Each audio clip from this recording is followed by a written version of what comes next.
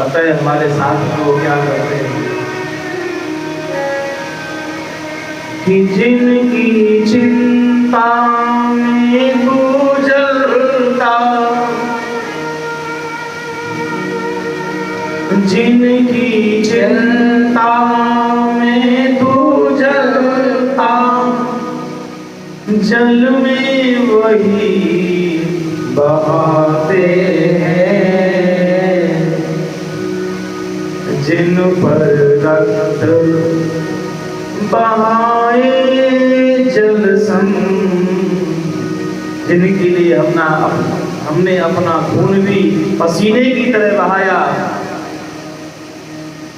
जिन पर रक्त बहाए जल संग, जल में वही बहाते हैं। 4 दिनों की प्रीत जगत में, 4 दिनों के नाते हैं। और घर में यदि कोई गुजर जाता है तो अग्नि संस्कार करने के बाद घर में चौका लगाते हैं, पोंछा लगाते हैं, नीम के पत्तों की एक टहनी लाएंगे, उससे छिड़काव करेंगे, घर का शुद्धिकरण करते हैं। एक बात बताइए, जिसने परिवार के लिए जीवन भर कमाया, क्या उसमें इतनी गंदगी इतनी बुराई थी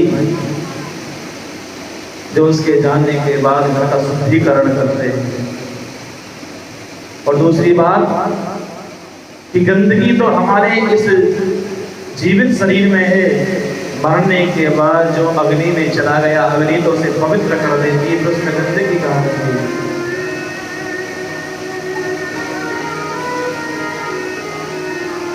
घर के स्वामी के जाने पर घर की शुद्धि कराते हैं। घर के मालिक के मर जाने पर घर का शुद्धिकरण करते हैं। इतना तो चलो ठीक भी है, लेकिन और एक काम क्या करते हैं, साथ में पिंडदान भी करते हैं। पिंडदान किस लिए? कि पिंडदान कर प्रेतात्मा से अपना पिंड छुड़ाते हैं। 4 दिनों के प्रेत जगत में, 4 दिनों के नाते हैं। सारे कर्म करेंगे, चौथा भी करेंगे, तीजा भी करेंगे,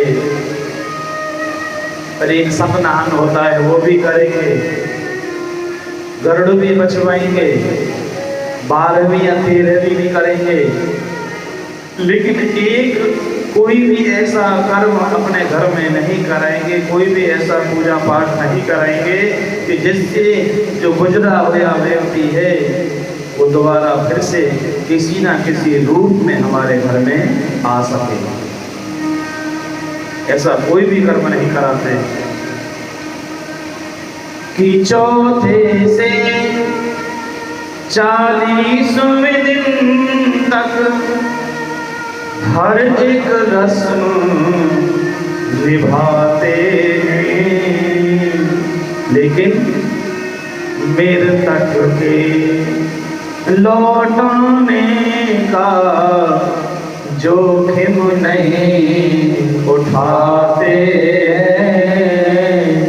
4 दिनों के प्रेत जगत में, 4 दिनों के नाते हैं। किसी में चाहे कितनी भी बुराई हो, लेकिन जैसे सब शमशान से लौटते हैं ना, एक ही बात कहते हैं, सब बुराई भूल जाते हैं, आदमी बहुत अच्छा था, भले ही उसने कुछ भी किया पर खरा आदमी था, मुंह पर कहने वाला था, मन में कपट नहीं रखता था। और आदमी का ये किस्सा केवल तब तक चलता है जब तक चिता की अग्नि ठंडी होती है, तब तक। फिर सब भूल जाते हैं, घर वाले भी भूल जाते हैं कि आदमी के साथ उसका खत्म किस्सा हो गया। आग ठंडी हो गई, चर्चा भी ठंडा हो गया। चलता फिरता था जो कल तक बन के तस्वीर, आज लटक गया दीवार पर, मजबूर कितना हो गया। एक तस्वीर में कैद करके दीवार पर लटका देते हैं, एक आर्टिफिशियल माला पहना देते हैं, बस इतनी ही औपचारिकता रह जाती है। कि वो बच्चे के लिए रोती है तो उसकी माँ रोती है। आदमी जिससे सबसे ज्यादा प्रेम करता है अपनी पत्नी, उसे भी वो भी भूल जाती है, वो भी उसे केवल 12 दिन तक याद करती है। लेकिन भले बेटे को मरे हुए 50 साल हो जाएं, लेकिन माँ अपने बेटे को कभी नहीं भूल पाती। जब भी घर में कोई खुशी का अवसर आएगा, कोई त्योहार आएगा, और जब भी परिवार के 4 लोग इकट्ठे होंगे, तभी उसे याद आएगी अपने उस मरे हुए बेटे की। यदि आज मेरा वो बेटा होता तो कितना अच्छा होता।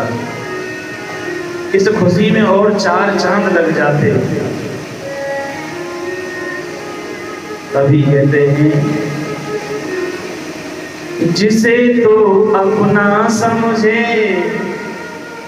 तेरी वो सुंदर नारी, कछुक दिन आंसू गिरे बोल फिर तेरी यारी। कछुक दिन आंसू गिरे बोल फिर तेरी यारी। जैसे बछड़े बिन गैया एक तेरी रोवे मैया, खड़े सब देखे तमाशो जलावे तेरो ही भैया। खड़े सब देखे तमाशो जलावे तेरो भैया। खड़े सब देखे तमाशो जलावे तेरो भैया। खड़े सब देखे तमाशो जलावे तेरो भैया। सब देखे तमाशो जलावे तेरो भैया। इसलिए कहते हैं हरि भजन से मूर्ख प्राणी होता है कल्याण, संभल जावे मूर्ख इंसान।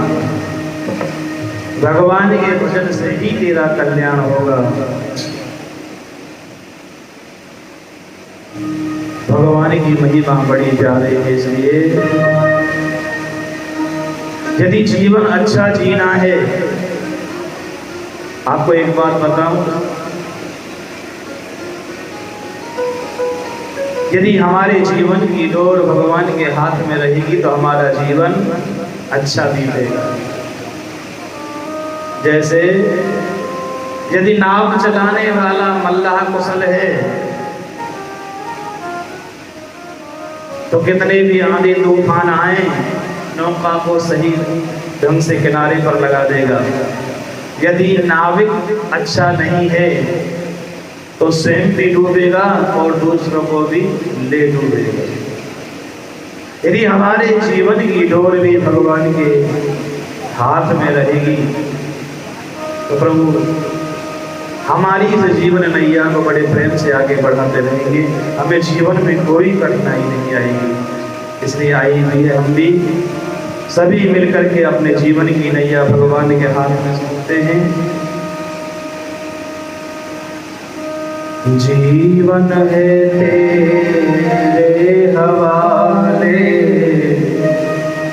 मुरलिया वाले।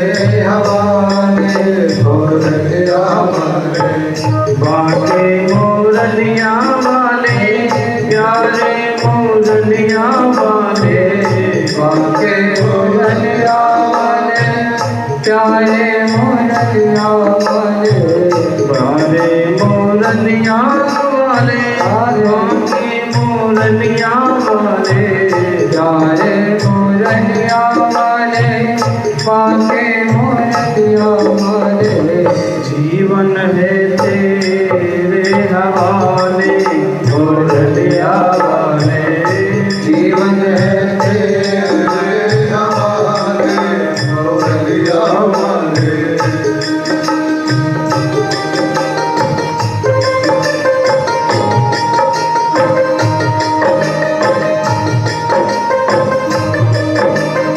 प्रेम से तालियों की सेवा करते हुए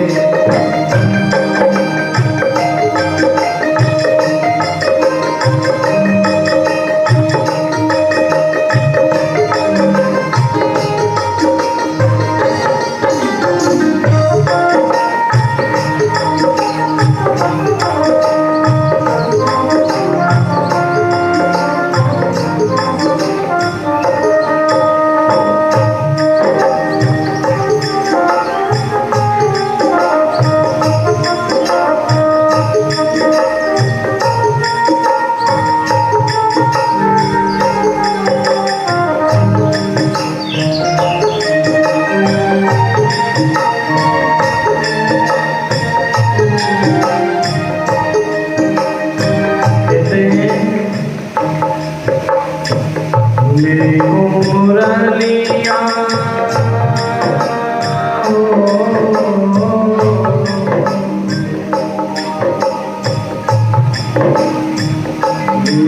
मुरलिया तेरे अररों की, मुरलिया तेरे अररों के, मुरलिया तेरे अररों की, मैं मुरलिया तेरे अररों के, तेरे अररों की, मैं तेरे अररों की, तेरे अररों के, मैं तेरे अररों के। मैं वो मुरलिया तेरे अररों की, मैं मुरलिया तेरे अररों के। चाहे तू चाहे तुझे से चाहे मुरलिया वाले, जीवन है तेरे हवाले मोरनिया वाले।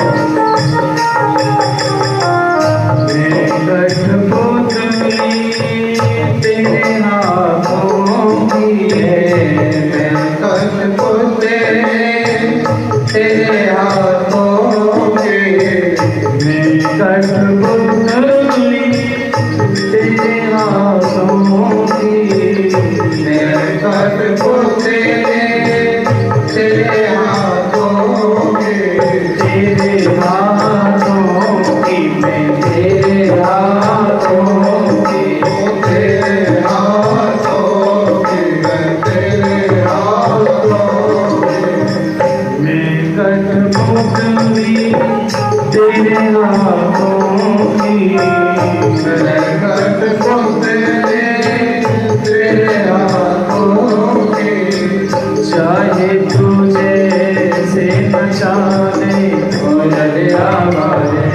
जीवन है तेरे हवाले,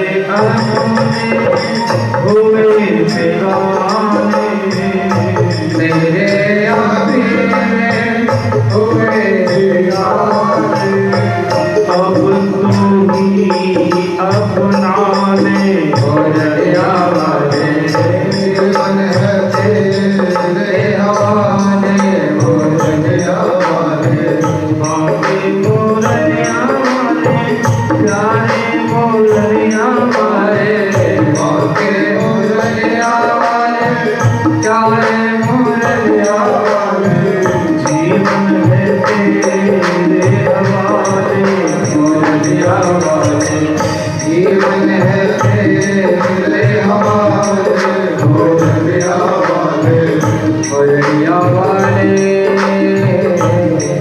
मोरलिया वाले।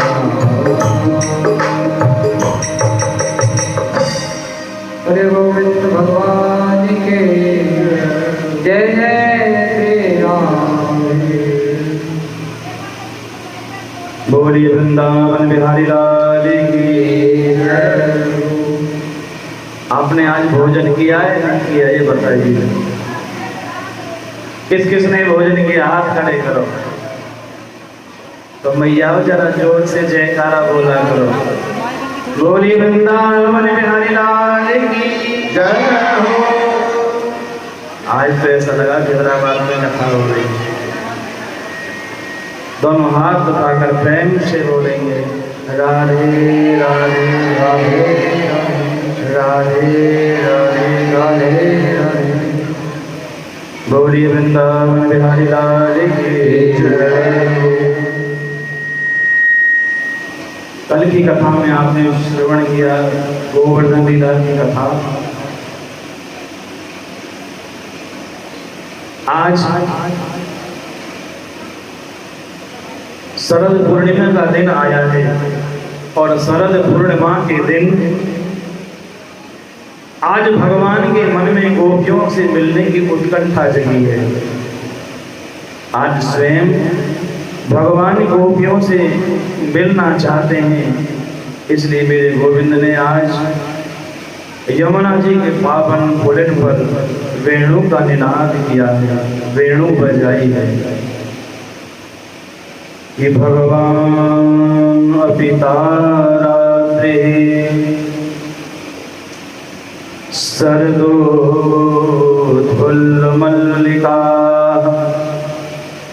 वीक्षरन्तं मनश्चक्रे योगमायामुपाश्रितः।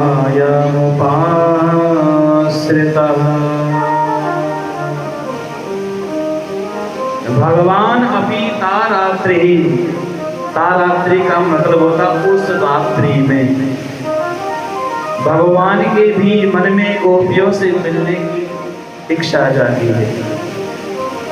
भगवान के मन में जबकि विष्णु सहस्त्र नाम में और श्रुतियों में नाम आता है अवना सुब्रु, कि भगवान तो बिना मन वाले हैं।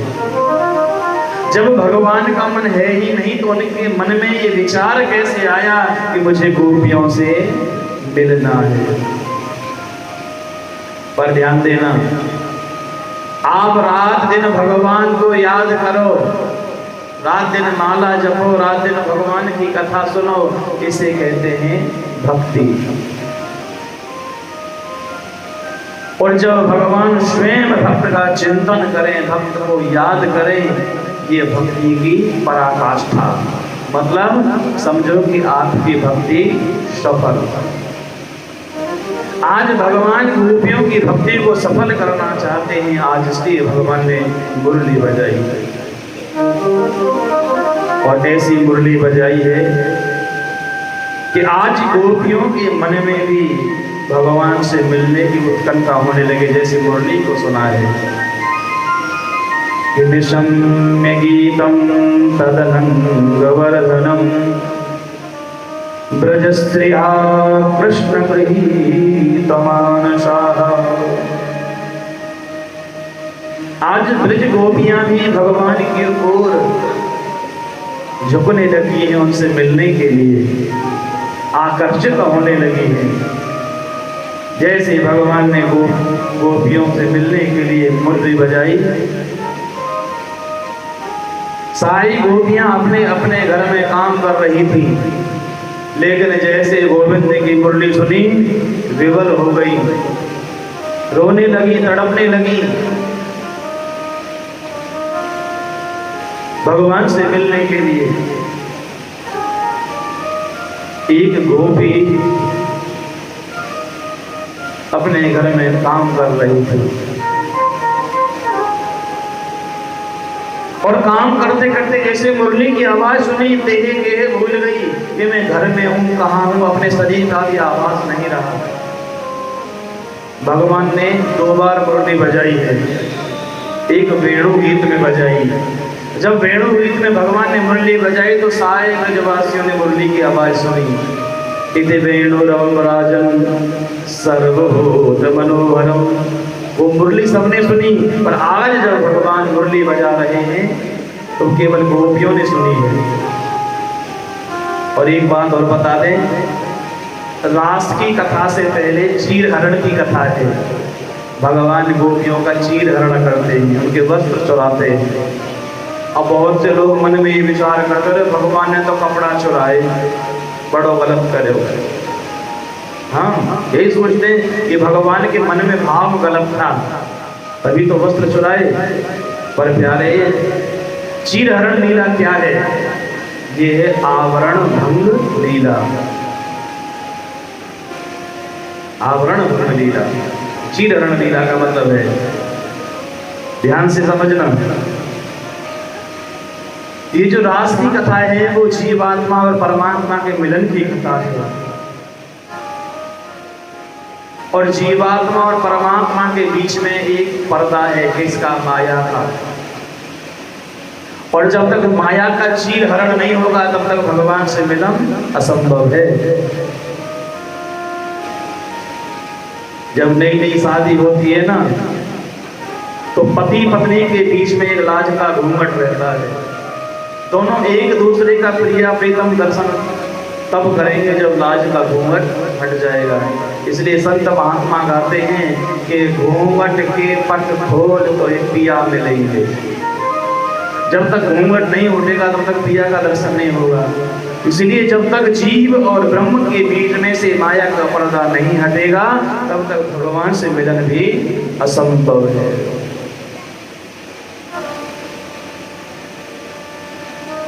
भगवान को 2 वस्तु बहुत प्रिय हैं, एक भक्त, दूसरा भात। भात जानते हो ना, चावल। और चावल भी कच्चे नहीं, उबले हुए, तो यहाँ कच्चे चावल समझो। भात कैसे बनता है? भात पहले धान को उखल में कूटा जाता है, छिलका निकाला जाता है। जब छिलका निकल जाता है तो बटलोई में गर्म पानी रखा जाता है। अब बटलोई नहीं समझोगे आप, आज की भाषा में समझो, भगोनी में जल रखा जाता है।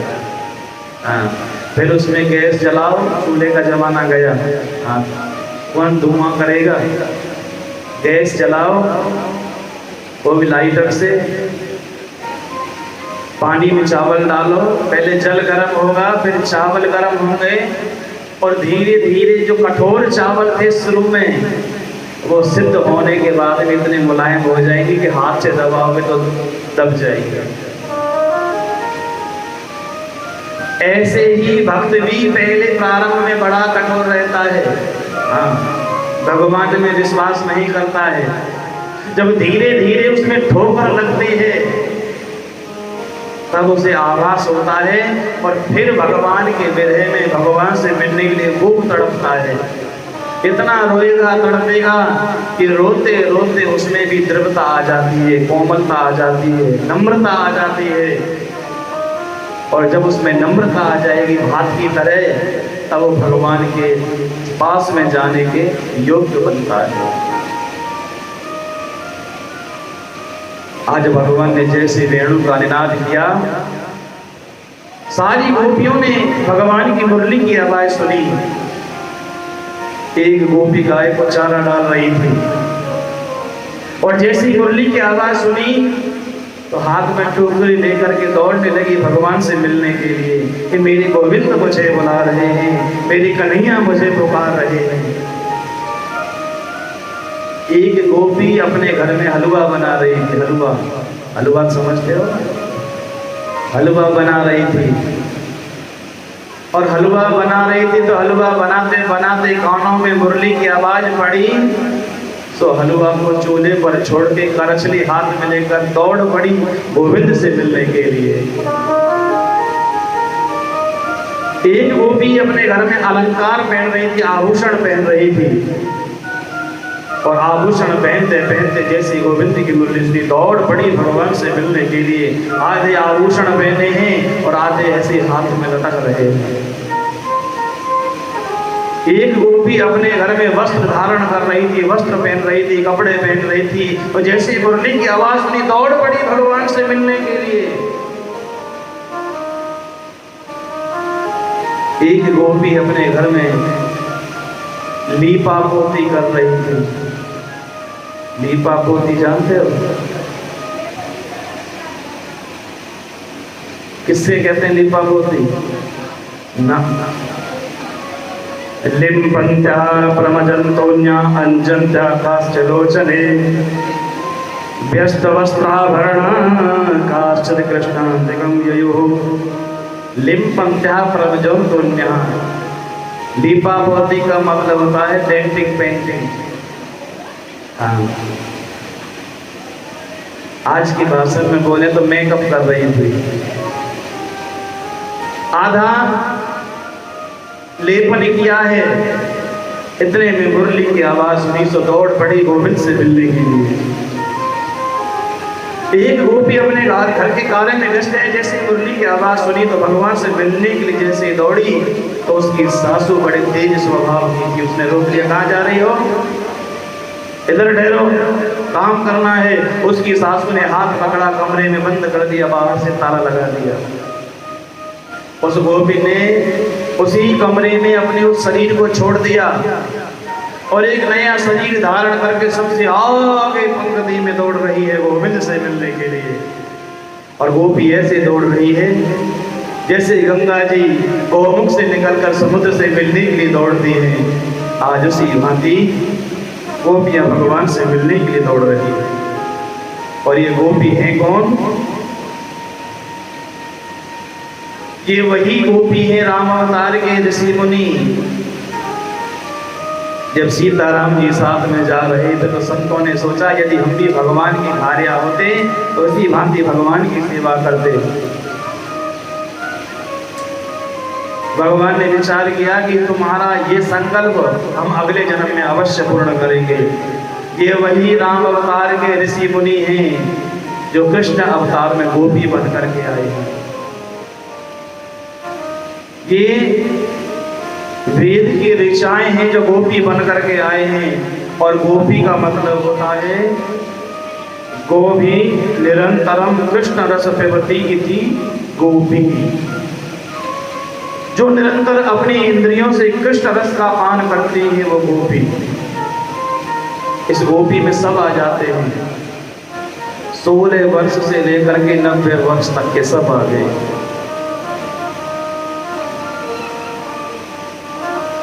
गोपियां मुरली की आवाज सुन करके विवल हो गई, दौड़ी दौड़ी जैसे भगवान के पास में गई तो भगवान ने सबका स्वागत किया। भगवान कहते हैं स्वागतम गो महाभागा, गोपियों तुम्हारा बहुत बहुत स्वागत है। गोपियां प्रसन्न हो गई, देखो हमसे कितना प्रेम करते हैं, हमारे लिए मुरली बजाई, हम दौड़ी चली आई तो हमारा स्वागत भी कर रहे हैं। लेकिन भगवान अग्नि जी पल वो कहने लगे ब्रजस्यानामयं कच्चित् ब्रूतागमन कारणम, पर गोपियों तुम इतनी रात में क्यों आई हो? अपने आने का कारण तो बताओ, क्यों आई हो? गोपी तो नाराज हो गई, बोले अभी स्वागत कर रहे थे, अभी पूछ रहे हो क्यों आई है? लेकिन गोपी फिर भी मौन रह करके शांत रह गई, कुछ नहीं बोली।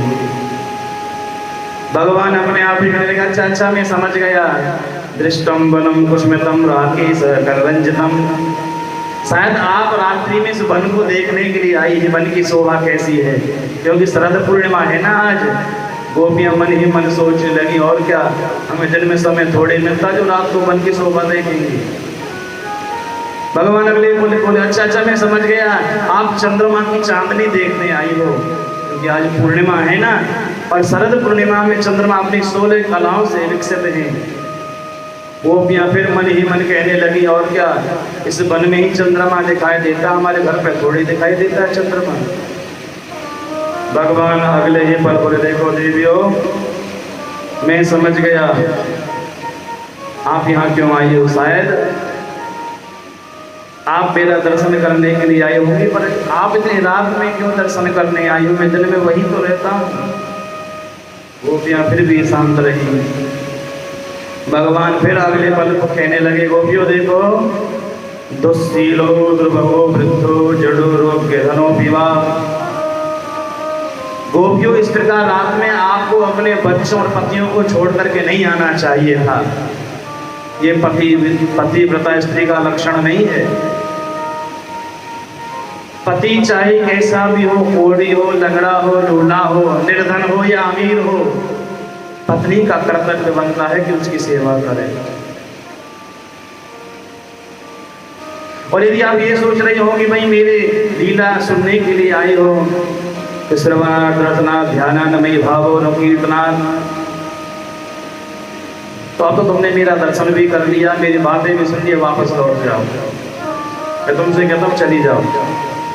अब गोपियों को तो बहुत बुरा लगा कि पहले मुरली बजाई, स्वागत किया, अब वचन दे रहे, कह रहे कि वापस चली जाओ। अब तक गोपियों से रहा नहीं गया। गोपियाँ कह रहे कि बताएं हम क्यों आए। भगवान बोले हाँ बताओ क्यों आए। गोपियाँ कहती हैं कि मेवं विबोधति भगवान गदितुं नृशंसं संतच सर्व विषयान् तव पादमूलम् भक्ता भजस्व दुर्वा ग्रहमा त्यजस्व माम् देवो यथादि पुरुषो भजते मोक्षम्। हे नाम, हम संसार के सारे विषयों को छोड़ करके, अपने घर बाल बच्चों को छोड़ के तुम्हारे पास में आई है। और जानते किस लिए आई है? क्योंकि हम तुमसे अनन्य प्रेम करती हैं, इसलिए आई है। पर आप पूछ रहे हो कि चंद्रमा की चांदनी देखने आई हो, वन देखने आई हो। और हम सच्ची बताते हैं कि हम तो आपके अधरों का पान करने आई हैं। हमें आपका सामिप्य चाहिए, हम आपसे मिलने के लिए आई हैं। हे नाथ, अब आपके बगैर हमसे रहा नहीं जाता है। काम तो करती हैं घर में, लेकिन मन तुम्हारे पास में रहता है। जब मन तुम्हारे पास में रहता, शरीर घर में रहता, तो काम भी उल्टा पुल्टा हो जाता है। कई बार सासू गाली देती है, उधर तुम्हारी तान आती है, तुम अपनी मुरली बजाते हो, तान छेड़ देते हो, हम उसमें विवल हो जाती हैं। और जैसे मुरली की तान सुनती हैं, उधर सासू को भी तान आती है, वो भी फिर ताने मारती है। कन्हैया, जब से तुम्हारे साथ में हमारा पाला पड़ा है, तब से हमारी स्थिति तो ऐसी हो गई है कि ना हम घर की रही ना बाहर की रही। अब हमारा जीवन तो तुम्हारे सामने है, तुम्हें जो उचित लगे वो करो। हमें तो कई बार लगता है कि हमने तुमसे प्रेम करके बहुत गलत किया है। पड़ जा पाला तो ते नंद लाला तेने जीनो कर दिया पार गया बोली ब्रिज की गुजरिया।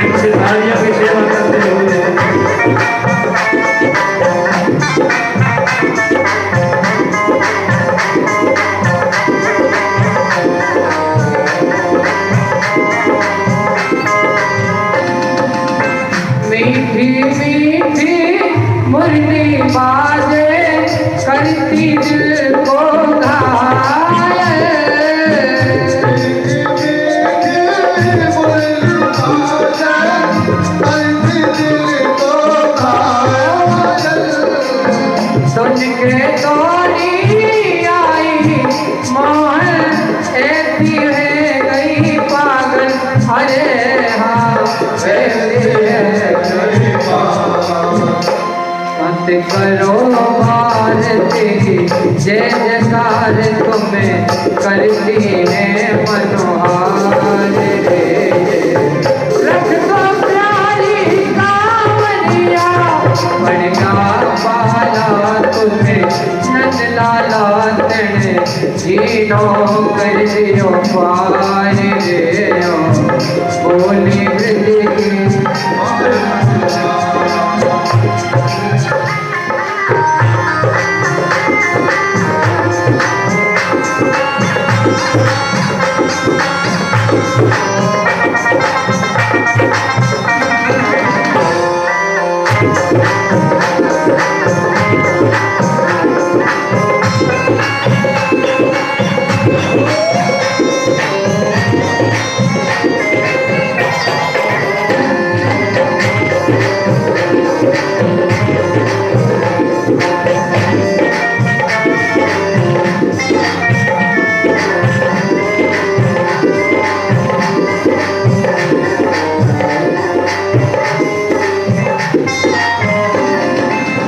बांसुरिया की तान सुने जब सासू ताने मारे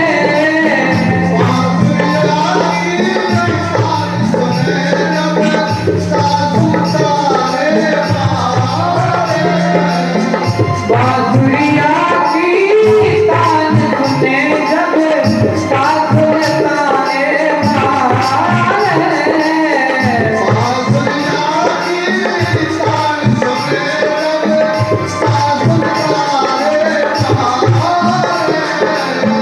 गोली की फिर गोली मारे चोट करके मारे अरे हाँ चोट करके मारे तेरा रे बात तुझे करने बात हमें घर से निकले बाहर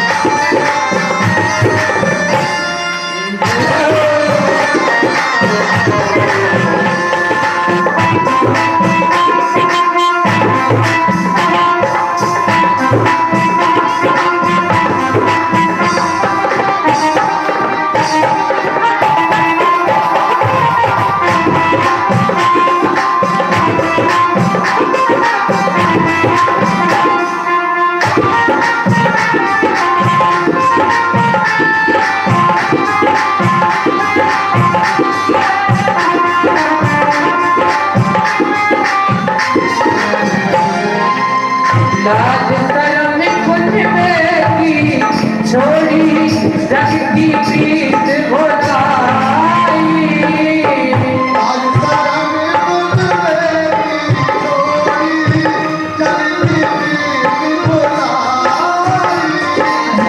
सोना जाने मैंने हमारो मन के मीत बनाई अरे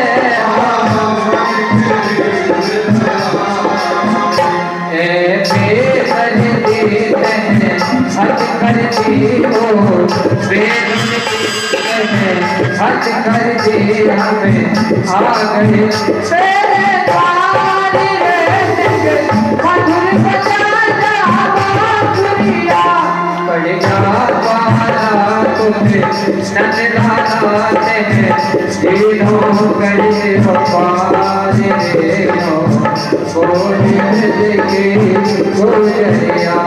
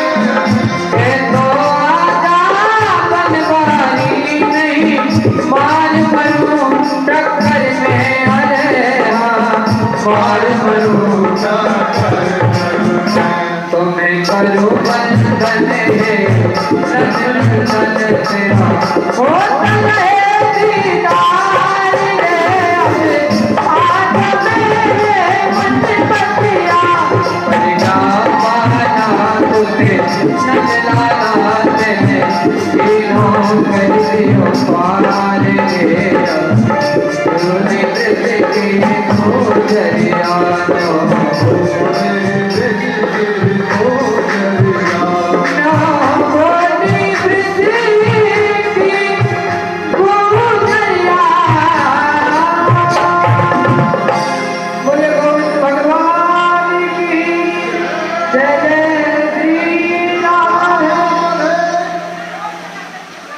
बोलिए रास बिहारी भगवान की, वृंदावन बिहारी लाल की जय। गोपियां कहने लगी कि आप बार बार कहते हो कि वापस चली जाओ, पर हे नाथ चित्तम सुखेन भवता पदतम ग्रहेषु जान्य विविशत्युत करा विग्रहीय कृते पादौ पदं न चलता तव पादमूला यामाकपं व्रजमतो करवां किं वा। आप कहते हो कि वापस लौट जाओ, पर हे नाथ हे कन्हैया, ये हमारा शरीर तो घर लौट जाएगा पर हमारा मन आपके पास नहीं रहेगा। यदि भेजना चाहते हो तो हमारा मन भी हमारे शरीर के साथ में भेज दीजिए, हमारा मन भी वापस हमें लौटा दो। बोलिए दास बिहारी भगवान की जय। जय जय श्री राधे। आप बहुत समझदार हैं, समझ जाते हैं। बोलिए भक्त वत्सल भगवान की। गोपियां कहती हैं कि भेजना है तो हमारे मन को भी हमारे साथ में भेजो। हमें तो घर भेज दोगे पर हमारा मन अपने पास में रख के करोगे क्या? है ना? अब हम तुम्हें अपने मन की बात बताते हैं कि अब हमारे चरण हमारे पांव घर की तरफ नहीं मुड़ते हैं, पर यदि आप फिर भी हमें भेजना चाहते हो घर चली जाएंगी, पर इस विरह व्यथा में विरह की अग्नि में जलाकर अपने शरीर को भस्म कर देंगी और फिर योग बल से तुमको ही प्राप्त करेंगे। नाथ आपको क्या बताएं कि जब जब हम आपकी मुरली की आवाज को सुनते हैं तो विफल हो जाते हैं। हे बिहारी जी, सबसे बड़ी सौतन और सबसे बड़ी बैरन तो तुम्हारी मुरली हमारे लिए बन गई है। ये हमारी सौतन है, बैरन है। जब भी ये बजती है तो हमसे रहा नहीं जाता, विफल हो जाती है, पागल हो जाती है। और कभी कभी हमें तो ये आश्चर्य होता है कि आपका नाम मोहन किसने रखा? नाम मोहन, लेकिन मोह किसी से नहीं है। बांके बिहारी की बांसुरी बांकी पे सुदो करे जामे गावे करे रे सुदो करे जाम गावे करे रे सुदो करे जामे गावे करे।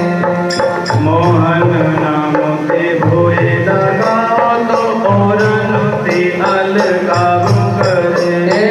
औरन ते अलगाव करे, औरन ते अलगाव करे।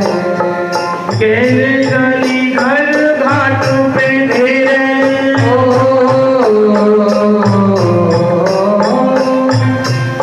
केले गली घर घाट पे ढेरे, कहाँ लगी तो बचाव करेगी।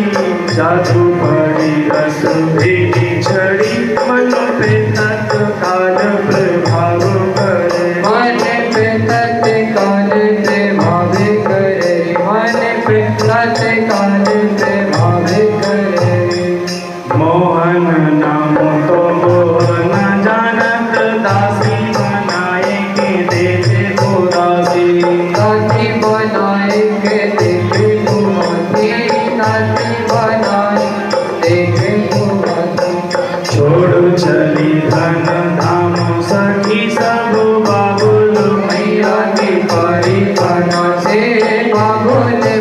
आके पानी बनाती, बाबुल में आके पानी बनाती। एक बिना की जो होए तो झेले,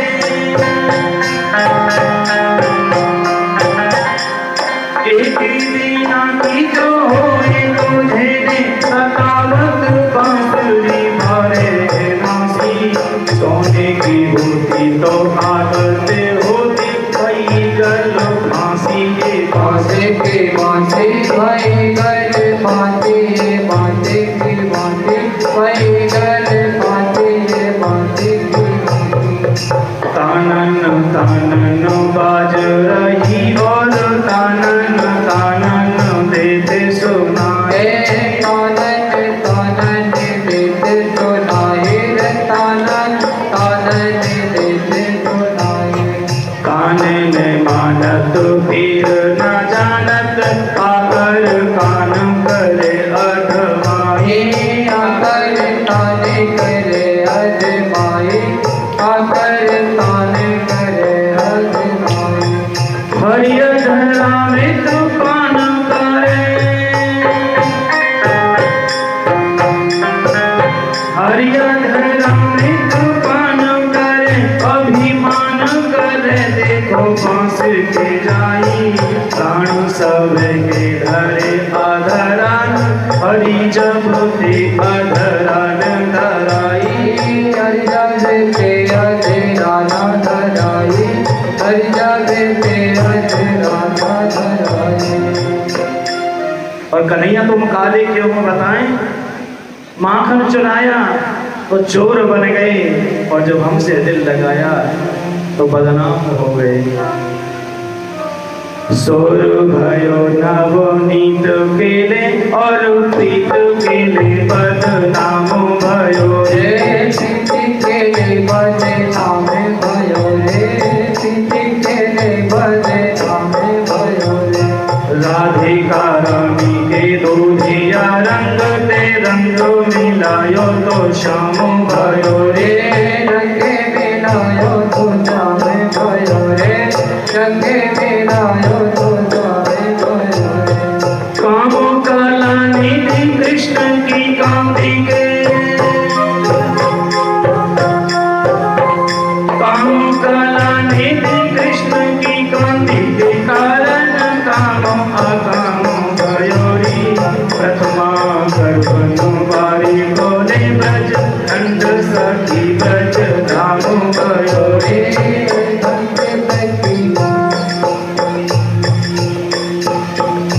खंडे सखी ब्रज धामे बनो रे, खंडे सखी ब्रज धामे बनो रे। प्रथमा गर्भनु बारी बोले ब्रज, खंड सखी ब्रज धाम भयो रे। खंडे सखी ब्रज धामे बनो रे। गोपियां बारंबार विनोद करती, बारंबार विनय करती है, नाथ हम तुमसे मिलने के लिए आई हुई।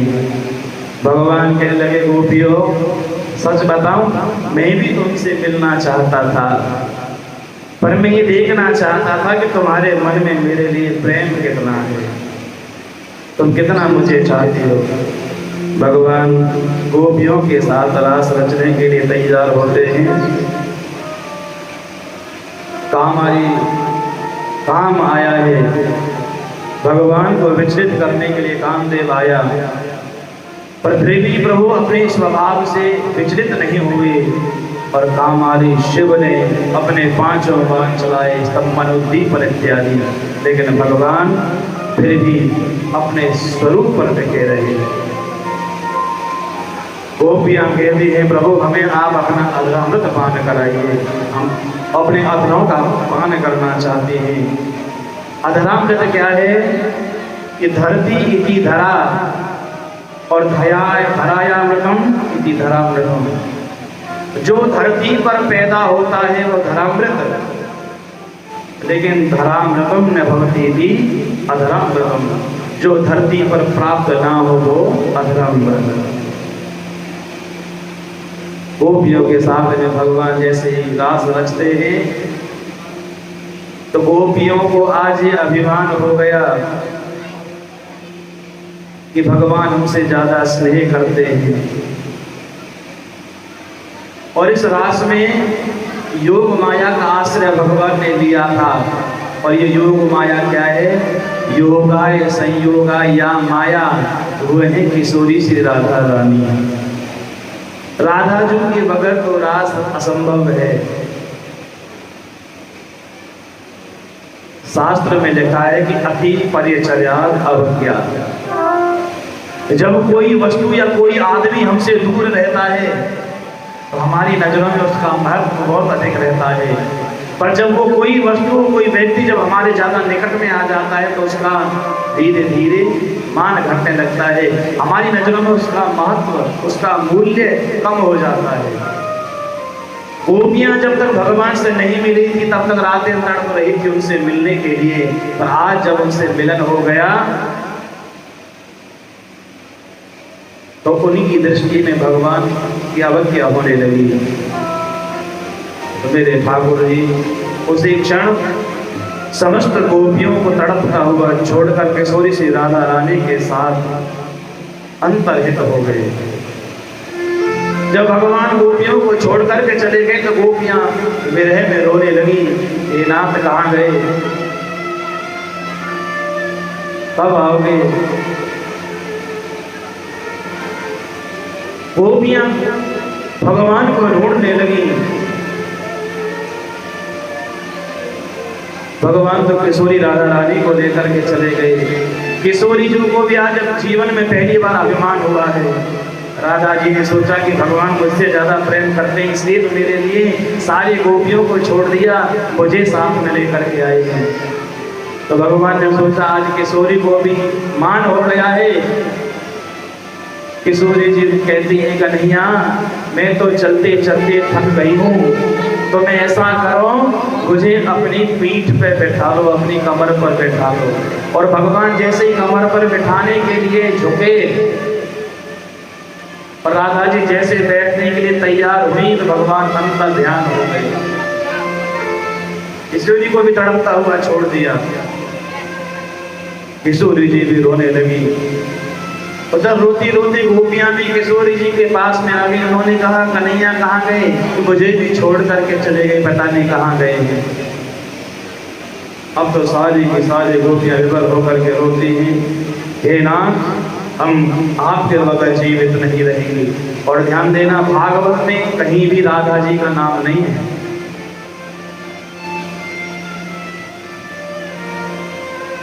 सुखदेव भगवान अन्य शब्दों से संबोधित करते हैं राधा जी को, सीधा सीधा राधा नाम नहीं लिया है।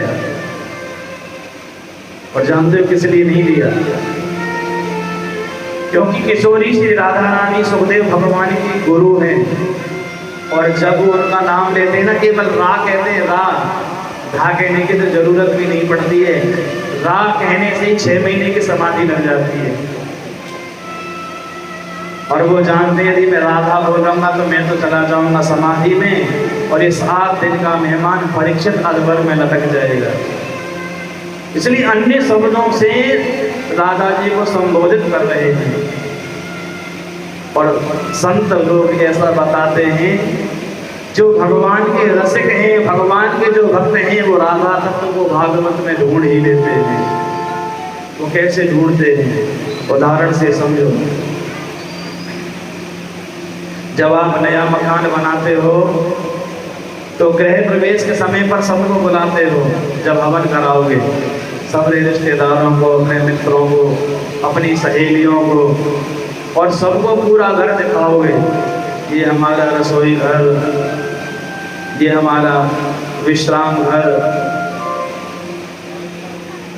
पूरा घर दिखाते हैं। पर कोई ये नहीं दिखाता कि ये हमारी तिजोरी है, इसमें इतना माल रखा है, इस तिजोरी की चाबी तकिए के नीचे रखी है, कोई नहीं बताता है।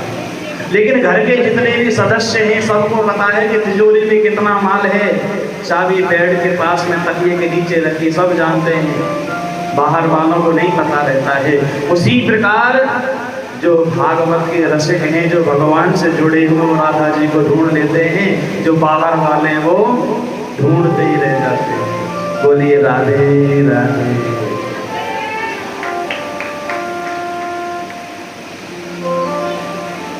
गोपियां रोने लगी।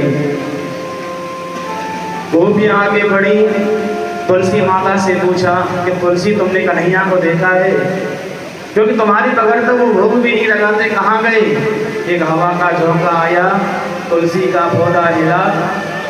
गोपियां कहने लगी तुम क्यों बताओगी, तुम तो हमारी सौत लगती हो, हमसे जलती हो। थोड़ी आगे बढ़ी, पीपल का पेड़ देखा, पीपल से पूछा पीपल देवता आप तो सबसे बड़े हो, क्या आपने कन्हैया को देखा है? कहाँ गए? फिर से एक हवा का झोंका आया, पीपल का वृक्ष हिला। गोपियों ने सोचा ये क्यों बताएंगे, इन्हें अपने बड़े होने का अभिमान है। आगे बढ़े, नव कोमल घास पर भगवान के चरण चिन्ह देखे। घास से पूछा, दूरबा से पूछा कि तुमने गोविंद को देखा है? फिर से हवा का झोंका आया, घास हिली। गोपी कहने लगी तुम भी क्यों बताओगी, क्योंकि भगवान जब बराह बन करके आए थे तो तुम्हारे पास में लौटे थे, इसलिए तुम्हें अभिमान है। तुम्हारे साथ भगवान का अंग स्पर्श हुआ है, इसलिए तुम भी हमसे जलते हो। एक गोपी कहने लगी चलो हम ऐसा करते हैं कि भगवान ने जैसी जैसी लीला की वैसी वैसी लीला करते हैं। हम भगवान के जैसे लीला तो कर नहीं पाएंगे, इसलिए भगवान स्वयं आकर के कहेंगे गोपी ये लीला ऐसे नहीं, मैंने ऐसे ही की। अब तो एक गोपी ने क्या किया, एक गोपी दूसरी गोपी की छाती पर बैठ करके चिल्लाने लगी देखो ब्रजवासियों मैंने पूतना को मार दिया। लेकिन फिर भी भगवान नहीं आए। एक दूसरी गोपी ने अपनी चुदरी को ऊपर उठा दिया, कहने लगी ब्रजवासियों आ जाओ मैंने गिरिराज उठा लिया है। लेकिन भगवान फिर भी नहीं आए। जब भगवान नहीं आते हैं तो गोपियां रोने लगी, विलाप करने लगती हैं, कहती है नाथ हम जानते हैं कि सारा अपराध हमारा है, सबसे बड़ी गलती तो हमने की है, पर फिर भी जो किसी को क्षमा कर देता है वो सबसे बड़ा होता है, और हमसे बहुत बड़ा अपराध हो गया, इसलिए नाथ आप हमारे समस्त अपराधों को क्षमा करें। गोपियां कहती हैं गर भूल हुई हमसे तो माफ हमें कर दो,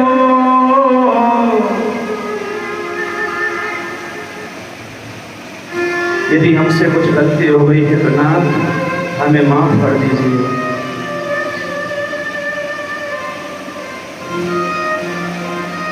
हम बारंबार आपसे क्षमा प्रार्थी हैं, और ऐसी क्या गलती हो गई, ऐसी क्या भूल हमसे हो गई जो आप हमसे दूर भागे जा रहे हो? क्या गुनाह हुआ हमसे, क्यों पास नहीं आते, मन से तो दूर नहीं, फिर क्यों ना नजर आते, फिर क्यों ना नजर आते। क्या यही सिला दोगे प्रीति का अरे मोहन, क्यों छोड़ गए हमको बेदर्द अरे मोहन।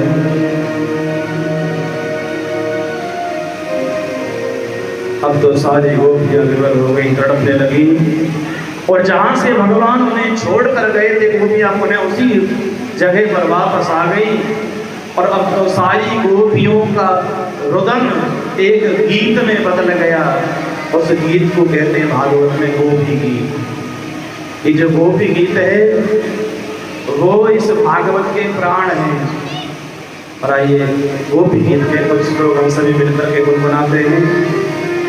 गोप्याऊचु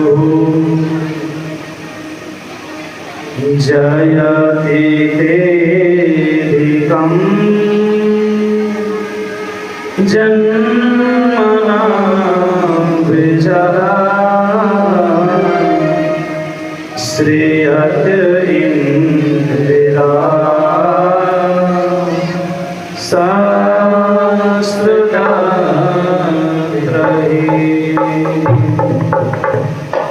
द्वेषता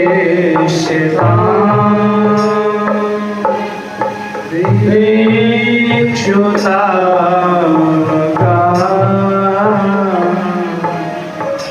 त्वयि धृता शवः त्वां विचिन्वये सरदुदासरे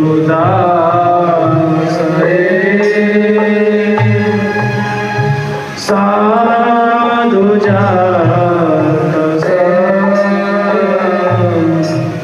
सरसिजो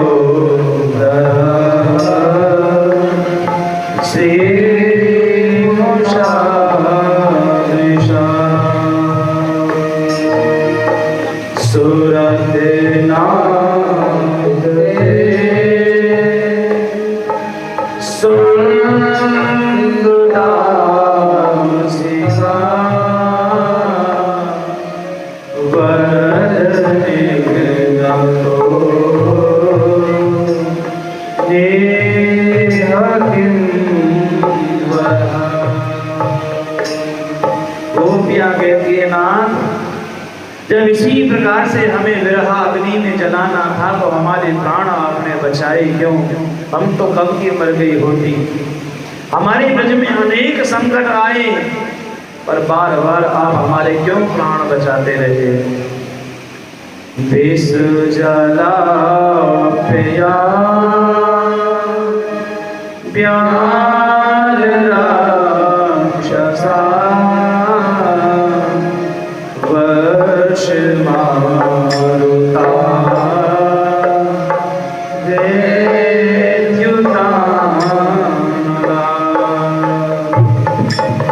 विष्णुमया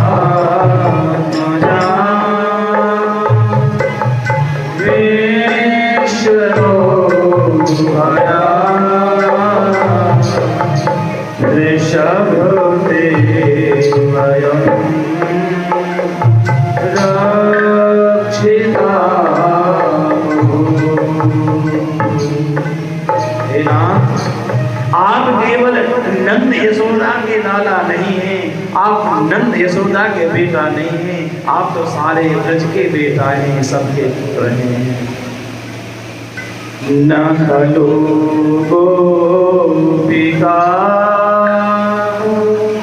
नंदनो भवान् अखिल देना अंतरात्मृत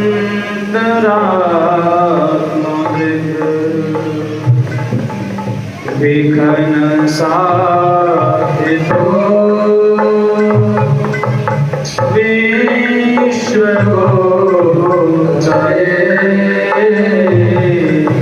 सर्वदेवा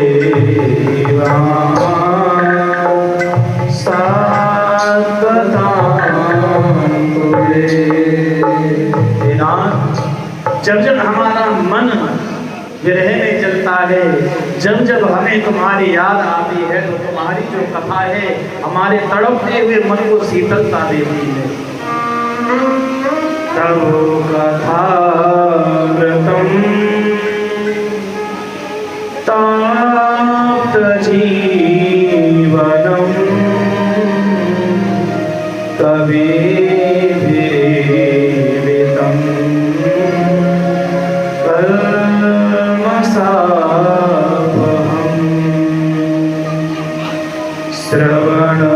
श्रवणमंगलम् श्रीमदाततं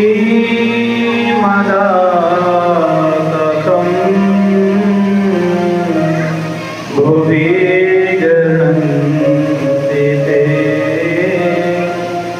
भूरिदा जना।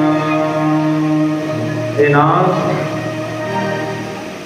जब से आप इस ब्रज में आए वो चंचला चपला लक्ष्मी भी यहाँ आकर के स्थिर हो गई। मेरा नाथ, हे कन्हैया, आप वन वन में नंगे चरण भटक रहे हो,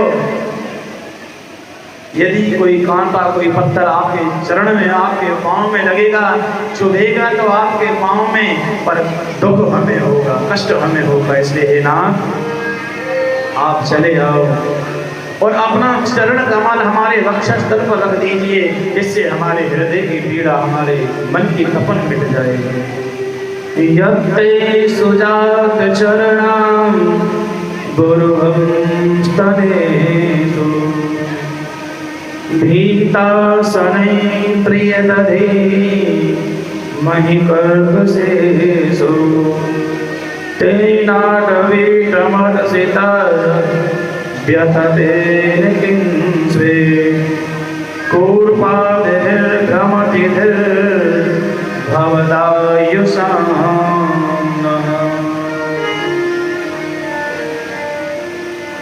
जब कोई भक्त भगवान के विरह में रोता है, जब कोई भक्त भगवान के लिए रोता है, तो भगवान उसके आंसू पहुंचने के लिए पीतांबर धारण करके आते हैं। श्री सुखदेव भगवान कहते हैं, श्री सुख उवाच इति गोप्यः प्रगायन्तः प्रलपन्तश्च चित्रधा रुरुदुः सुस्वरं राजन् कृष्ण दर्शन लालसा तासामाविर्भूच्छौरिः स्मयमान मुखाम्बुजः पीताम्बरधरास्रवमी साक्षान्मन्मथमन्मथा। और भगवान गोपियों को रोता हुआ देखकर शरद पूर्णिमा की रात्रि में ऐसा सुंदर स्वरूप बना करके प्रकट हुए, जो कामदेव, एक कामदेव ने करोड़ों कामदेव के रूप को भी मथने वाला, फीका पाड़ने वाला था। बोली रास बिहारी भगवान की जय, कृष्ण कन्हैया लाल की जय। जब गोपियों ने भगवान को देखा तो गोपियां कहने लगी, कन्हैया अरे तुम बड़े निष्ठुर हो, हम तुम्हारे लिए घर बार छोड़ करके आई और तुम हमें तड़पता हुआ छोड़ करके चले गए। भगवान कहने लगे, गोपियों मैं कहीं तुमसे दूर नहीं गया था। भगवान कहते हैं, गोपियों बिना विप्रलंब के संयोग पुष्ट नहीं होता है, अर्थात बिना वियोग के मिलन का आनंद नहीं आता है। मिलन का आनंद तभी आएगा जब वियोग होगा। आप धूप में चल करके आओ, जब धूप में चल करके आओगे तो आपको छाया में आनंद आएगा, पर जब आप पहले से ही छाया में बैठे हो ना तो वहां भी गर्मी लगेगी। छाया का सुख लेना है तो पहले धूप में चल करके आओ, तो छाया का सुख मिलेगा। गोपियों जितना तुम मेरे लिए तड़प रही थी उतना ही मैं तुम्हारे लिए तड़प रहा था। लेकिन गोपियों जो प्रेमी होते हैं ना, प्रेमी 3 प्रकार के होते हैं। पहले नंबर के वो होते हैं जो प्रेम के बदले में प्रेम करते हैं, कि हम तुमसे प्रेम करते हैं और तुम हमसे प्रेम करते हो। भगवान कहने लगे, गोपियों दूसरे नंबर के वो हैं कि हम तो तुमसे प्रेम करते ही हैं, तुम हमसे प्रेम करो अथवा मत करो। और तीसरे नंबर के हैं जो किसी से प्रेम नहीं करते, और जो किसी से प्रेम नहीं करते वो भी 4 तरह के हैं। एक तो होते हैं आत्माराम, जो अपने आप से ही प्रेम करते हैं, दुनियादारी से कोई मतलब नहीं है, खाने को मिल जावे, सोने को मिल जावे, बस और कुछ नहीं है दुनियादारी में। चाहे बच्चे भूखे घूमो, चाहे कोई बीमार घूमो, किसी को हारी है, बीमारी है, तकलीफ है, कोई लेना देना नहीं है, वो है आत्माराम। दूसरे होते हैं आपका काम, उन्हें यदि किसी से कोई काम निकालना है तो बड़े मीठे बनेंगे, बड़ी चापलूसी करेंगे, प्रार्थना करेंगे, मैं विद्यावती मैया, ओ विद्यावती अम्मा 5000 रुपया की जरूरत है, परसों वापस कर देंगे, ऐसी कोई चिंता नहीं है। हाँ, आप 5,000 रुपया दे दो, अपना काम निकालना है तो बड़े मीठे बन जाएंगे और काम पूरा होगा। कौन विद्यावती, कैसी विद्यावती, कैसे 5,000 रुपया सब भूल जाएंगे। दूसरे नंबर के होते हैं अकृतज्ञ।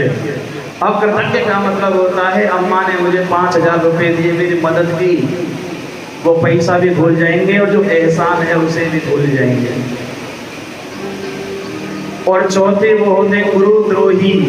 गुरुद्रोही उन्हें कहते हैं जो किसी से प्रेम करते हैं और प्रेम करके फिर उसे प्रेम में धोखा दे, उसे लूट ले में उसे करे, कहते हैं गुरुद्रोही। गोपियां कह रही तो महाराज आप भी चौथे नंबर के हो गुरुद्रोही। हमने आपसे प्रेम किया और आप हमें तड़पता हुआ छोड़ करके चले गए, इसलिए आप भी गुरुद्रोही। भगवान कहते नहीं गोपियों, अरे मैं तो तुम्हारे साथ में रास रचाना चाहता हूँ। भगवान रास रचाने के लिए तैयार हुए और ये रास की खबर पहुंच गई भगवान भोलेनाथ के कैलाश तक। मैया पार्वती भी रास में आने के लिए तैयार हो रही हैं। भगवान भोलेनाथ ने पूछा देवी तुम कहाँ जा रही हो? मैया पार्वती बोली ब्रज में रास हो रहा है और मैं भी रास में जा रही हूँ। भगवान भोले बाबा बोले हम चलेंगे। मैया बोली वहाँ दाढ़ी वाले को काम ना आए, वहाँ तक रूपी भाव लेकर के जाना होता है। भोले बाबा बोले तो हम एक साड़ी पहना दे, हम चलेंगे। और भोले बाबा मैया से प्रार्थना करते हैं और एक दिना भोला भंडारी बन के ब्रज के नारी रास में आ गए, रास में आ गए। एक दिना भोला भंडारी बन के ब्रज के नारी रास में आ गए, रास में आ गए। पार्वती जी मना के हारी, पार्वती जी मना के हारी, नाय माने त्रिपुरारी रास में आ गए, रास में आ गए।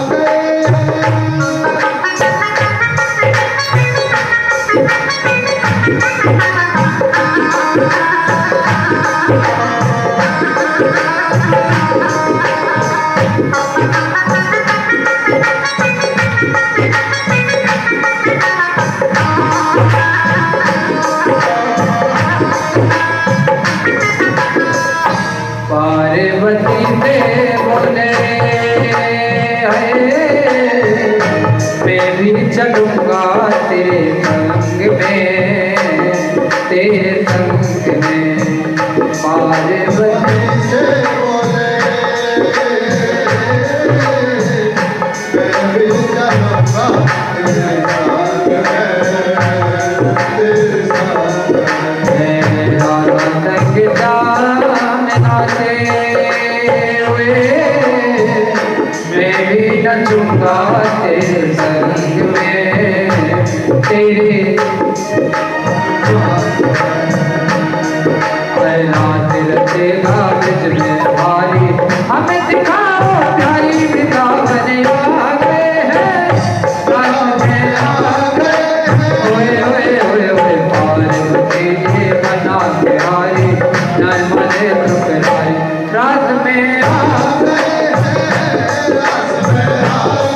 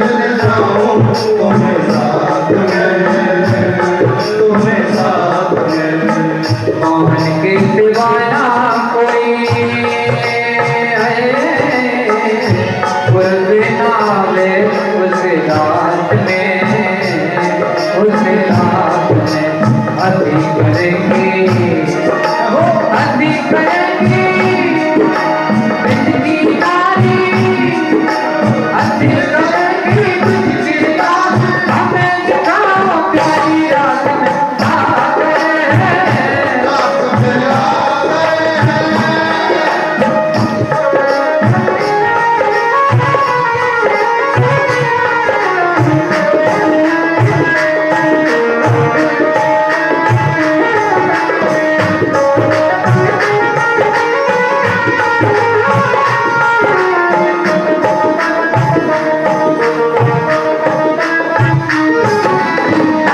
ऐसा बना दो मुझको है कोई भी न जाने इस रात को इस रात को ऐसा बना दो मुझे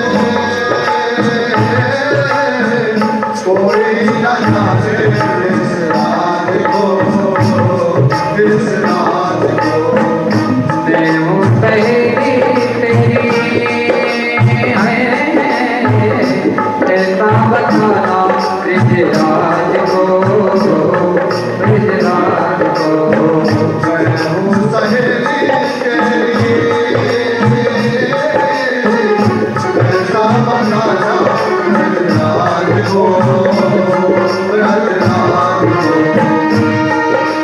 लगा के चूड़ा पहन के साड़ी लगा के चूड़ा पहन के साड़ी चाल चले मतवाई रात में आ गए हैं रात में आ गए हैं ओए ओए ओए ओए पार्वती जी मना के रानी न मने ठुकराई रात में आ गए हैं रात में आ गए हैं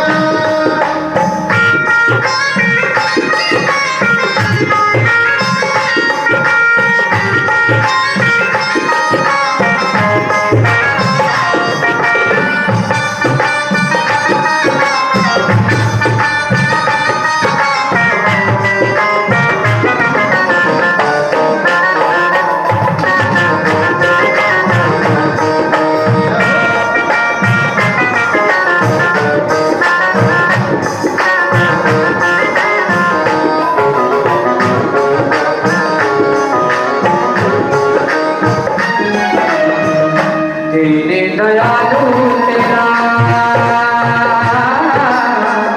तब देखो पर हुआ नाम रे तेरा नाम रे दया दो तेरा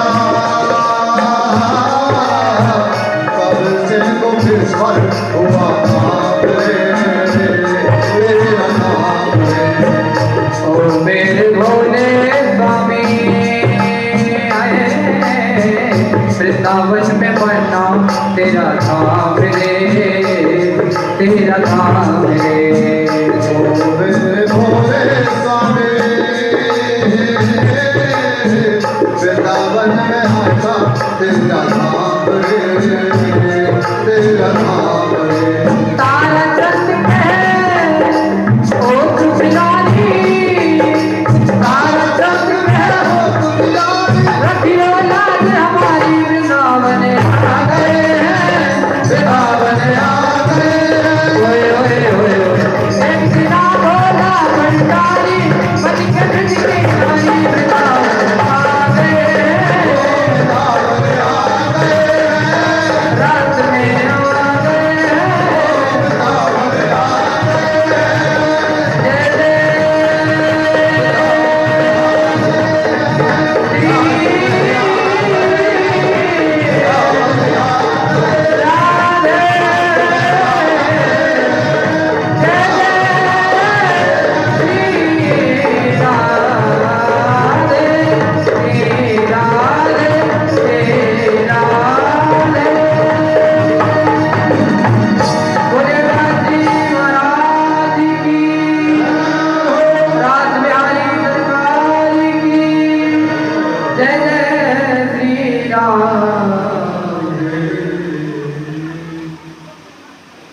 बोलिए रास बिहारी भगवान की।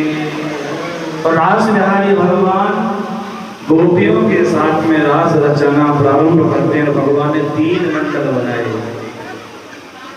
प्रथम मंडल में एक गोपी और एक कृष्ण है। दूसरे मंडल में 2 गोपी और एक कृष्ण है। और तीसरे मंडल में 4 और गोपियां हैं और मध्य में राधा और कृष्ण है। भगवान गोपियों के साथ में रास रचना प्रारंभ करते हैं। सुखदेव भगवान कहते हैं भैया जब कन्हैया कलभैया लेकर गोपियों के साथ में रास रचा रहे तो गोपियां बड़ी प्रसन्न हैं। आज गोपियों को मनवांछित फल की प्राप्ति हुई है। सुखदेव भगवान कहते हैं जो भी जीव जो भी भक्त अपने हृदय में भगवान की इस पराभक्ति को चाहता है, जो भगवान की निष्काम भक्ति चाहता है, अपने मन से काम को भगाना चाहता है, यदि वो जीव ध्यान पूर्वक इस रास पंचाध्याय की कथा को सुनता है तो उसके मन में भक्ति का संचार होता है। इसी कथा रास पंचाध्याय की कथा को विराम। एक दिन भगवान अंबिका वन में गए और एक अजगर का वहां पर वध किया। कंस का भेजा हुआ एक केसी नाम का दैत्य आया।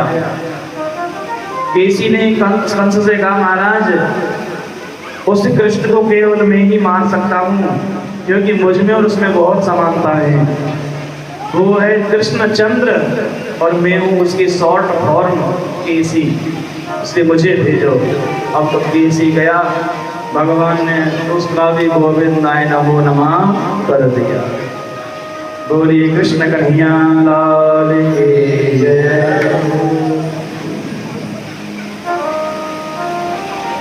देखिए कई बार अंदाजा भी गलत हो जाता है। हाँ, कई लोग अंदाजा लगा लेते हैं।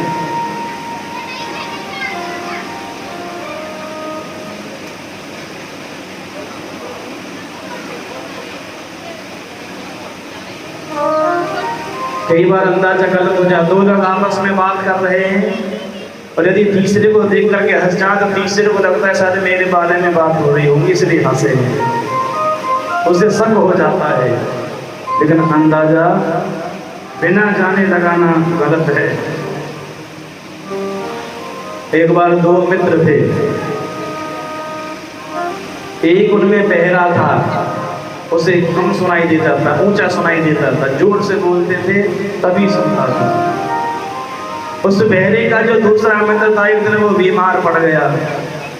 जब वो बहरा कहीं जाता था तो एक व्यक्ति साथ में लेकर के जाता था, समझाने वाला। उसने मन में विचार किया क्या लेकर के जाऊं, 2 का किराया देना पड़ेगा और किसी को देखने जाके 2-4 बातें तो पूछने होते हैं, कैसे हो, कहाँ की दवाई चल रही है, क्या परहेज है, सामान्य से 2-4 बातें होती हैं। अब उस बहरे ने क्या किया, बस पकड़ी और पहुंच गया बीमार व्यक्ति के पास में। बीमार व्यक्ति से जाकर के पूछा। और एक बात को और ध्यान देना, जो बहरा होता है ना वो जोर से बोलता है। वो इसलिए बोलता, उसे लगता है कि जैसे मैं बहरा हूं ऐसे सब बहरे हैं। उसने जोर से चिल्ला करके पूछा, अरे तबीयत कैसी है। जब जोर से चिल्ला करके पूछा तो वो रोगी को तो चिल्लाना बुरा लगता है, अच्छा नहीं लगता। अब रोगी ने भी कह दिया, क्या बताएं मर रहे हैं, क्या बताएं मर रहे हैं। बहरा बोला, सब भगवान की कृपा है, जैसा आप सोच रहे हो वैसा जल्दी होगा। बहरे ने जब ये कहा तो रोगी को बड़ा बुरा लगा। हम कह रहे कि मर रहे हैं, कह रहे सब जल्दी होगा, जल्दी मरोगे। बहरे ने फिर से मरीज से पूछा, कौन से डॉक्टर की दवाई चल रही है। मरीज झुंझलाहट में गुस्से में बोला, यमराज की। बहरा बोला, वो तो बहुत अच्छा डॉक्टर है, उसकी दवाई लेते रहो, जल्दी ठीक हो जाओगे, बहुत अच्छा होगा। और जब हमारे फूफा जी ने उसी की दवा ली थी और ठीक हो गए। बोले, अब कहाँ तुम्हारे फूफा जी। बोले, अब तो स्वर्ग से डाल गए। तीसरी बार फिर बहरे ने पूछा कि खाने में क्या बता रखा है, क्या खाते हो, क्या परहेज पालते हो। अब रोगी तो और गुस्से में था, बोला पत्थर खाते।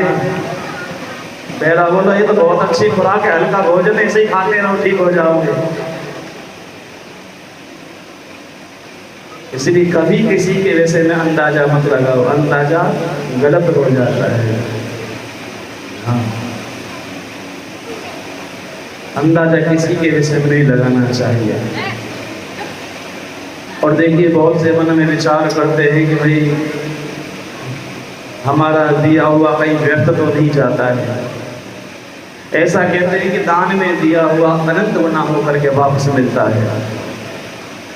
एक बार जैसे आपके गांव में कथा हो रही है, ऐसे गांव में कथा हो रही थी। और उसमें एक सेठ जी रहते थे। सेठानी ने कहा, सेठ जी तुम कभी भजन ध्यान करते नहीं हो, कम से कम कथा तो सुनाओ, चौपाल में हो रही है। सेठ जी ने कहा, सेठानी जी क्या सुनना, बुढ़ापे में देखेंगे। बोले बुढ़ापा है, 80 वर्ष के हो गए और कितना बुढ़ापा आएगा, अमर होने का विचार है क्या? ये लो। सेठानी ने 1 रुपया दिया, सिक्का। बोले कथा में खाली हाथ नहीं जाते, कुछ ना कुछ चढ़ाना पड़ता है, ये सिक्का ले जाओ। अब सेठ जी तो बड़े लोग भी तो मुट्ठी में रख के सिक्का लाए, परिक्रमा लगाई, जैसे चढ़ाने के लिए तैयार हुए तो हाथ पसीज गया था। पसीना आ जाता ना हाथ में, तो सिक्का पूरा पसीने में भीग गया। अब सेठ जी ने जैसे ही सिक्के को देखा भीगा हुआ, सेठ जी बोले ना भैया तुम रो मत, ये सेठानी तो पागल है गई है, मैं तुझे अपने से अलग नहीं करूँगा, अरे तू तो मेरा बेटा है। और ऐसा कहकर सेठ जी ने फिर से सिक्के को जेब में रख लिया। घर पे आए, सेठानी ने पूछा दक्षिणा चढ़ाई कि खाली हाथ आ गए? बोले देवी में तुम्हारे अनुसार काम करने वाला था, और जैसे सिक्का चढ़ाने लगा बेचारा रोने लगा। मुझसे उसके आंसू देख ही देखे, इसलिए वापस ले आए, हम लोग तिजोरी में रख दो इसे।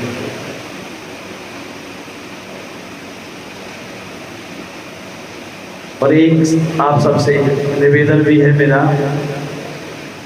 देखिए आप में से शायद कोई भी ऐसा व्यक्ति नहीं होगा जो इतनी गर्मी में बिना एसी के रहता हो, नहीं,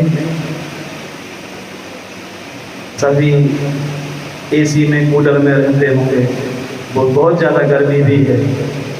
पर आपका भाव इतना निर्मल है, इतने आनंद से इतनी गर्मी में आप कथा सुन रहे हो, आपको बारंबार बहुत बहुत धन्यवाद, साधुवाद है। और देखिए हम भी आपके पीछे ही हैं, आप ध्यान से कथा नहीं सुनोगे तो फिर हमारा भी कथा करने में मन नहीं लगता है, क्योंकि हमारा लिंक श्रोताओं से तो रहता है, अटैचमेंट आपसे है। आपका ध्यान भटकेगा तो हमारा भी ध्यान भटकेगा। लेकिन आप इतनी संख्या में इतनी गर्मी में आते हो, ये आप सब बहुत बहुत धन्यवाद के पात्र हो। और मैं तो भगवान से प्रार्थना करता हूँ, आप जो भी मनोकामना लेकर के आते हो, ठाकुर जी आप सबकी मनोकामना पूरी करें।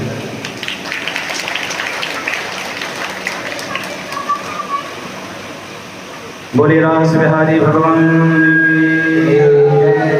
एक दिन नारद जी कंस के पास में आए और नारद जी ने कंस से कहा, महाराज कंस, मैंने तुम्हारा शत्रु ढूंढ लिया है, और जो तुम्हारा शत्रु है ना, जो वसुदेव और देवकी का पुत्र, वो नंद के यहाँ कृष्ण बन करके छुपा बैठा है।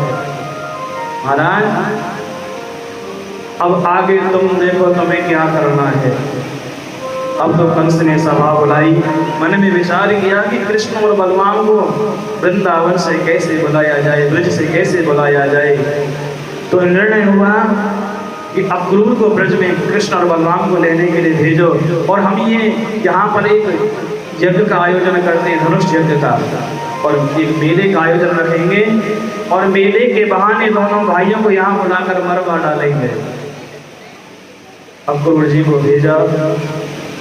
अक्रूर जी सवेरे सवेरे वृंदावन के लिए निकले और शाम तक वृंदावन पहुँचे। उस समय दोनों भैया गाय चरा करके लौटे थे, गौ माताओं को बांध रहे थे। दोनों भैया दौड़े दौड़े आए, वसुदेव अक्रूर जी के चरणों से लिपट गए। कहने लगे, काका जी आप बहुत दिन के बाद आए हो, आपको